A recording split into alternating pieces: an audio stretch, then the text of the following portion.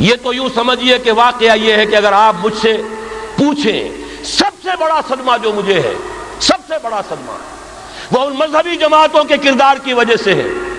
جنہوں نے اس ملک میں آ کر سیاست کی کشاکش اور انتخابی سیاست کے اندر اپنا سارا وقت، ساری توانائیاں ضائع کر دی، کچھ حاصل نہیں ہوا، گھٹی میں ایسا پڑ گیا ہے، کچھ چسکے ایسے لگ گئے ہیں، کچھ وی آئی پی ٹریٹمنٹ، میں نے بھی 2 مہینے مزہ چکھا اس لیے جانتا ہوں۔ اللہ تعالیٰ جو ہے اس طرح کے تجربات کرا دیتا ہے، ورنہ کیسے اندازہ ہو؟ وی آئی پی علیحدہ اتر رہے ہیں، آپ کے لیے گاڑی آپ کے بالکل دروازے پر کھڑی ہوئی ہے، سیڑھی سے اترے آپ جہاز کے اور گاڑی موجود ہے، یہ ساری وی آئی پی ٹریٹمنٹ مل رہا ہے، اور یہ کوریڈورز آف پاور میں گھومنا پھرنا، ان جاگیرداروں کے ساتھ بیٹھنا، یہ ساری لعنتیں جو آئی ہیں مذہبی جماعتوں کے اندر، یہ صرف اس انتخابی سیاست کی وجہ سے۔ میں بڑے صدمے سے عرض کر رہا ہوں،